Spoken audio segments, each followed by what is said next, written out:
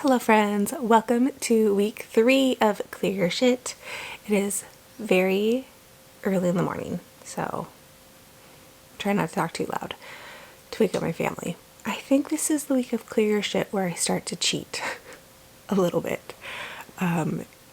If you don't know what Clearursh is, if this is the first episode of this that you're seeing, I will link the creator's website down below, and I'll also link week 1 and week 2 of my videos if you want to check them out. But Clearursh is a storied readathon where the goal is to read down your physical TBR. The ultimate goal, getting to having 0 physical books on your TBR. Which, I don't know, but I'm trying. And I have been struggling with reading too many books this month. And it just keeps escalating. These are all my current reads. Some of them I own, some of them are library books, but I need to not be reading this many books. I don't like it. We are also leaving for vacation on Wednesday. It's currently a Sunday, and I can't take all these with me to the mountains, so we need to do some things. So let's go over the prompts for this week. Okay, so there are actually 3 prompts this week versus the 2 we've had every other week, but that's only because there's a free space prompt that I can basically do whatever I want with. But the first prompt is a book you have low expectations for, and I'm going to be putting Hurricane Lizards and Plastic Squids in for that prompt, which I've already started. This is where I'm cheating, is that I've already started all these books. And this is a former library copy that I picked up because my library, when they're taking books out of circulation, will put a lot of them out on a free cart. And I snagged this one, and it's nonfiction. It's about how animals and nature, plant life are responding and adapting to climate change, sometimes in really positive, cool ways, and sometimes mostly in not great ways. But I've had low expectations for it when I grabbed it, but I got it just because I was curious, and I'm actually really enjoying it. So my expectations have shifted, but I'm how far in? 68 pages in, and it is not a chunky book. So I theoretically, if I actually exerted some willpower, could finish this, I think, in 3 or 4 days. It's not a hard book to read by any means. So I'm going to use that for that prompt. And then for the free space, I'm doing a double cheat. I started rereading Study in Scarlet Women by Sherry Thomas. This is the first book in the Lady Sherlock series. If you saw my 24-hour readathon video, I talked about this. I started this in that video, and I've read this a lot, but it's such a comforting, cozy read for me. And so I'm going to read this because book 7 or 8 in the series is coming out in a couple weeks, and I'm not going to have reread the whole series by the time it comes out, but I haven't reread the whole series in a really long time, and I just think that sounds like a great way to take care of myself. So this is going to be my free space. And so yes, this is a book that's on my shelf that I own, but I have already read it, so that's kind of where the cheating is coming in. And then the last prompt is to read a book with a map, and this is the one where I'm not going to cheat. And I'm going to take Kings of the Wild by Nicholas Ames on vacation with me to be my vacation book. This is supposed to be a really fun, lighthearted, epic fantasy or high fantasy. I know there's discourse going around about what the difference is. I don't care. But I'm going to take this one because there is a map in the beginning. And I've heard really good things about this, and my sister's partner already read it and really liked it, and he's going to be, it's a big family vacation, and he's going to be there, so then I'll have somebody to talk to about it as I'm reading it, which I think will be fun. So that is my little TBR for this week, and then let's hope that that's my TBR, but I still have these 3 library books that I'm in varying states of partway through, so I don't know. Wish me luck, friends. The squirrel brain is squirreling hard this month. I don't know why. I don't know what happened to trigger like all this compulsive starting of books, but here we are. I have no discipline. I have no like willpower. I have nothing. I don't know. I'm just reading a lot, which is so fun because I'm really genuinely really liking everything that I'm reading. Like, I've had a great reading month. This might be the best reading month I've had this year so far, but I am also slightly overwhelmed all the time, which I don't love that part. So anyways, yeah, thanks for joining me. And I think these two are going to be the focus. Well, today, okay, not Clearursh related, but today I'm going to try and finish the final Gambit, which is book 3 in the Inheritance game series. I don't know if I can do it, but the chapters are short. But anyways, these are the plans. Okay. Hey friends, I finished Hurricane Lizards and Plastic Squid yesterday. Yeah, like last night. What is time? And I really liked it. I ended up giving it, I think, a 4.25. I think if you're looking for a book that talks about climate change but isn't too scary, this is a good one. I really liked what he had to say about how different animals and different plants are adjusting to climate change and adapting, and like that this isn't the first time nature has had to adapt to a changing climate, but then also how like some of those adaptations are kind of scary just because we don't know, like just because one animal adjusts positively, like that animal's adjustment may have a negative consequence for another animal or another plant that depends on the first animal's behavior. So yeah, super interesting. I really liked it, and I thought the information was cool.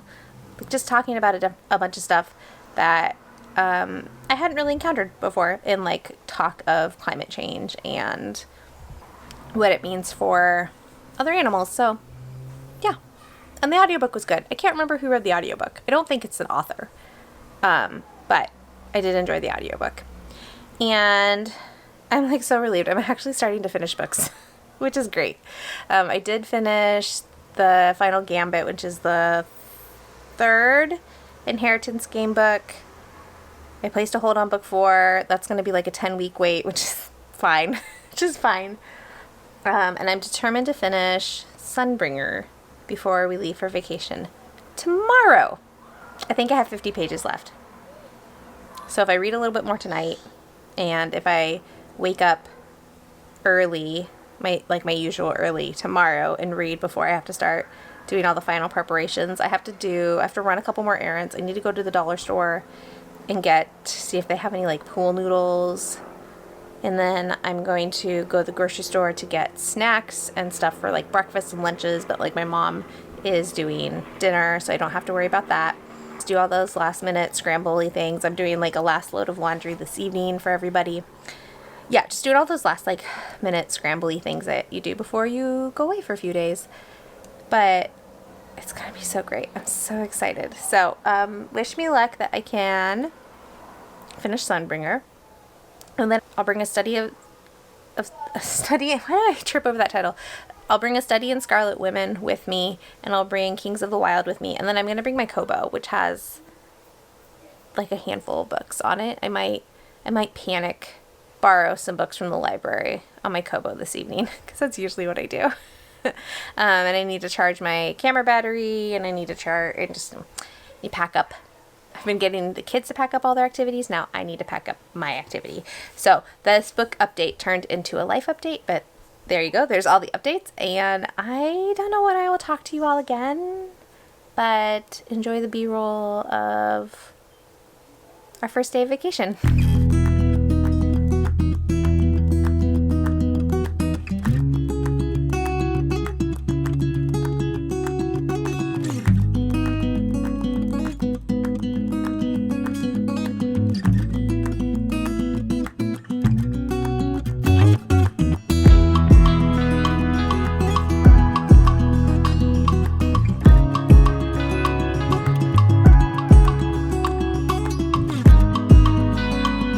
Hi friends, I'm just walking back to the gym, but I thought I'd give you a little update about A Study in Scarlet Women, like 130 something pages in. And granted, this is a reread, but I'm absolutely loving it. I forget that this book, it could take a while to get where you need to go, but I enjoy every moment of getting there. I think I gave you like a little bit of a premise. Charlotte, who's like our Sherlock character, she's super smart, super analytical, and she is being forced into like the traditional Victorian women's role that she really does not want to be in. And she, tries to convince her parents it's not the path for her from like a logical point of view, and that doesn't work. So she basically sets out to have herself ruined, but so then she can blackmail her parents into giving her, the future that she finds acceptable. And of course it goes awry. And instead of being able to like blackmail her parents, like the whole of society finds out. And so she basically like runs away from home and is trying to like manage living in London on her own, but it's just not like, there are hurdles that she did not anticipate. And so we're jumping back and forth between like what's happening to Charlotte, and then we get her sister Livia's point of view. And I just absolutely love Livia as a character. Oh my gosh, she's so good. And then we get Ash Ingram's point of view, and Ash is an old friend of Charlotte's, and God, all of his bits are so good. It's just, Sherry Thomas writes swoon and pining like nobody else. It's just utterly delightful. And then who else? Oh, we get Inspector Treadle's point of view, because obviously we have like mystery going on in the foreground. So it's a great time. I absolutely love it. I think this has like a higher barrier to entry than A Curious Beginning by Deanna Raybourn. It's not quite as easily consumable, but I think the payoff as you get into the series is way better. And I love the romance in this so much.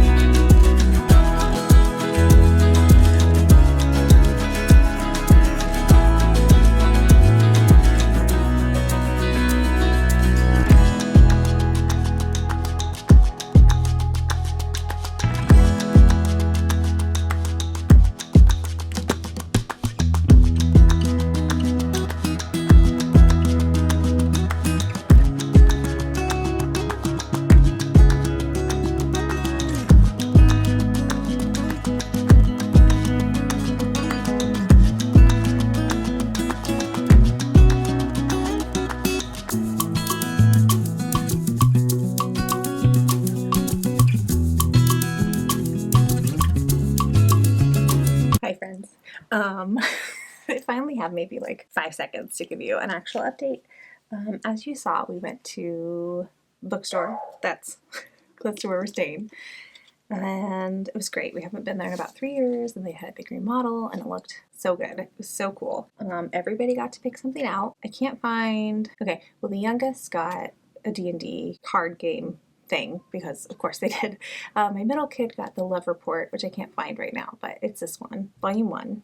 They've already finished it, of course. My oldest got book 3 in the Lightfall series. This is another middle grade graphic novel series that my kids have all really loved, and it's like D&D coded. And then I got Mr. Magic by Kirsten White. I really love Kirsten White's middle grade series, and I've been kind of eyeballing this, even though I've heard like mixed reviews about it. I'm really curious about it. And then their sticker collection was amazing. So I got this one for me, which is just, I think it's so pretty. Do I have that the right way? Yeah. I think that's so pretty. I got a couple stickers for my friend that's watching our cat. My middle kid got this one. And then my oldest picked out this one. And then I got, oh, and then in addition to that first one, and then in addition to that first one, I got myself this one. It's just so cute. I love a ghosty moment. So anyways, that's your little update. I'm still reading Scarlet Women. No, what's it called? I'm still really reading the Lady Sherlock book, and I've read maybe 2 chapters of Kings of the Wild, but it's been 2 very, very distracted chapters, so, and it's Friday. So RIP to any progress for Clearursh while on vacation. I don't think that's possible, but yeah, it's okay. It's okay. Okay. Bye. Okay, well, I finished studying Scarlet Women last night, and as always, it's so good. 5 stars. I loved it so much. This is one of those series, it's kind of like, I know I mentioned Veronica Speedwell already to compare it to, but it's kind of like Veronica, where like the mystery doesn't really matter. You're not really reading the series for the murder mysteries. You're reading it for these characters, and I just love everything about this first book and how Sherry Thomas sets everything up, and how, like, man, the tension between Ash and Charlotte is so good. I love it the most. I just think if you want like super slow burn romance, lots of tension, and it's one of those series where your understanding of the characters, for all the characters, because it's kind of a big cast when it's all said and done, but I don't know, you just grow to care for them so much and to understand them a little bit more, and understand what makes them tick, and how, I don't know, just how their relationships are all connected, especially like as you get into farther in the series, like their relationships deepen and are more interconnected, and it's just so good. Okay, sorry, my arm was getting sore, so I had to switch. So I think my plan is to now switch over to Kings of the Wild and see how much I can read. It is Saturday, so technically it's the last day of this vlog. I will not finish Kings of the Wild, but hopefully I can make a little bit more progress. Though because it's our last day, we are going swimming again, and I'm currently walking down to the pool that I think we left our kickboard at, so wish me luck that I find it.